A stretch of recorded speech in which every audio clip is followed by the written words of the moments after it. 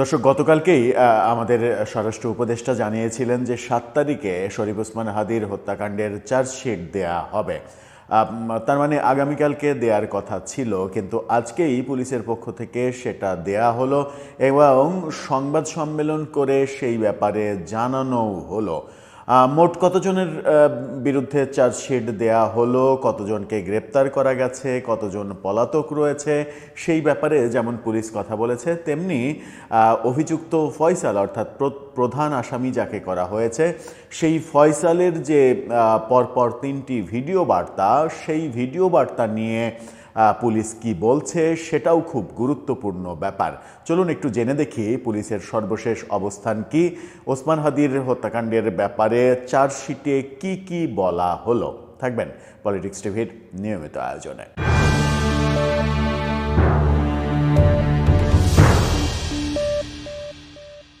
দর্শক, বলছিলাম শরীফ ওসমান হাদির হত্যাকাণ্ডের চার্জশিট আগামীকালকে দেয়া হবে, এমনটা গতকালকে জানিয়েছিলেন স্বরাষ্ট্র উপদেষ্টা, কিন্তু একদিন আগেই সেই চার্জশিট দিয়ে দেয়া হলো। আজকে সংবাদ সম্মেলন করে সেই তথ্যও জানিয়ে দেয়া হলো। সেখানে মজার ব্যাপার সেটা হচ্ছে যে প্রধান আসামি যাকে করা হয়েছে ফয়সাল, সেই ফয়সালের পরপর 3টি যে ভিডিও বার্তা, সেই ভিডিও বার্তা সম্পর্কে পুলিশের ভাষ্য এগুলো এআই জেনারেটেড না, অরিজিনাল ভিডিও, কিন্তু সেই ভিডিওকে তারা পাত্তা দিচ্ছেন না। পুলিশের ভাষ্য হচ্ছে তার যা ইচ্ছা সে তাই বলতেই পারে, আসামি সে তার মতো করে মন গড়া গল্প ভাবতেই পারে, তার ওই বক্তব্যকে আমরা গুরুত্ব দিচ্ছি না। গ্রেপ্তার হওয়া যারা রয়েছে তাদের জবানবন্দির ওপরে ভিত্তি করে আমরা তদন্ত করে যেটা নিশ্চিত হয়েছি সেটাই চার্জশিট দিয়েছি।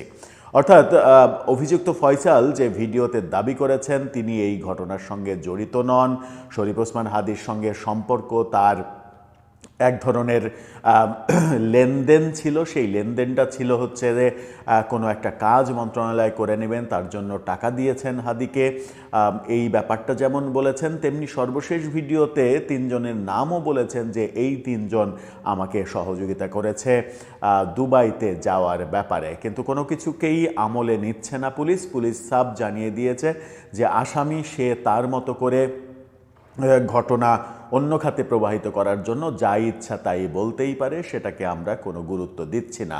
তবে এই ভিডিওর যে ফরেনসিক টেস্ট হয়েছে সেই তথ্যও পুলিশের পক্ষ থেকে জানানো হয়েছে। অর্থাৎ ফয়সালের যে ভিডিও বার্তা, সেই ভিডিও বার্তাতে বলা যাদের নাম কোনোটাই পুলিশের কাছে গুরুত্ব পায়নি, সবগুলোই পুলিশের কাছে গুরুত্বহীন। পুলিশ এও জানিয়েছে যে আপাতত 17 জনের নামে চার্জশিট দেওয়া হয়েছে। অধিকতর তদন্তে যদি কখনো মনে হয় যে আরও কেউ এর সঙ্গে সংশ্লিষ্ট আছে কিংবা কারো সংশ্লিষ্টতা পাওয়া গেছে, তাহলে পরিবর্তিত চার্জশিট কিংবা চার্জশিটের ভেতরে নতুন নাম অন্তর্ভুক্ত করা যেতেই পারে। 17 জনকে অভিযুক্ত করা হয়েছে। এই 17 জনের মধ্যে 12 জনকে তারা গ্রেপ্তার করতে পেরেছে এবং 5 জন পলাতক। মূল 2 আসামি ফয়সাল মাসুদ এবং আলমগীর তার সহযোগী, এই 2 জন তো বিদেশে পালিয়ে গেছেন।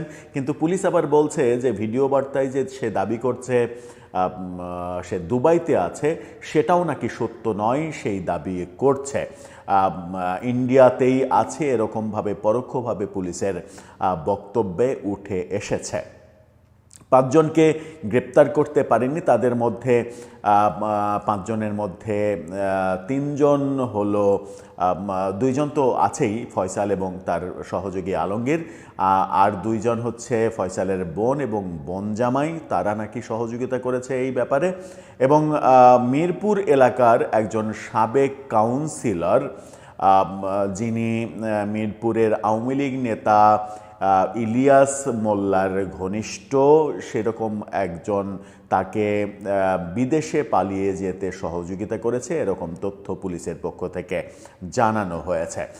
পুলিশের পক্ষ থেকে এই তথ্য যখন জানানো হয় তখন যমুনা টেলিভিশন বলছে যে এই অভিযুক্ত ফয়সাল গত জুলাই মাসে একটি দেশ সফর করে, পার্শ্ববর্তী বাংলাদেশের খুব একটা দূরে নয়, সিঙ্গাপুরে সে সফর করে এবং সেখানে 4 জনের সঙ্গে তার গোপন বৈঠক হয়। সেই বৈঠকেই নাকি নির্ধারিত হয় শরীফ ওসমান হাদির পরিণতি এটা করা হবে এবং যেটা করবে ফয়সাল মাসুদ। যমুনা টিভির একটা প্রতিবেদনে এরকম দাবি করা হচ্ছে। এখন দেখার বিষয় যে পুলিশ যে চার্জশিট দিয়েছে সেই মোতাবেক সরকার কথাও দিয়েছে যে এই সরকারের আমলেই অর্থাৎ নির্বাচনের আগেই এর বিচার কার্য শেষ হবে। বিচার কার্য কতদূর কীভাবে গড়ায়, ফয়সালের তরফ থেকে নতুন কোনো অডিও বার্তাতে নতুন কোনো চমক আমরা পাই কিনা সেই ব্যাপারগুলো যেমন দেখব, তেমনি আবার এই ধরনের প্রশ্নও যেন না ওঠে যে বিচারে তাড়াহুড়া করা হয়েছে। বিচার প্রক্রিয়ায় তাড়াহুড়া করা হলে সেই বিচার প্রক্রিয়া অনেক সময় নানা প্রশ্নের জন্ম দেয়। সেরকম কিছু এই ঘটনার ক্ষেত্রে হবে না, সেই প্রত্যাশা আমাদের থাকবে।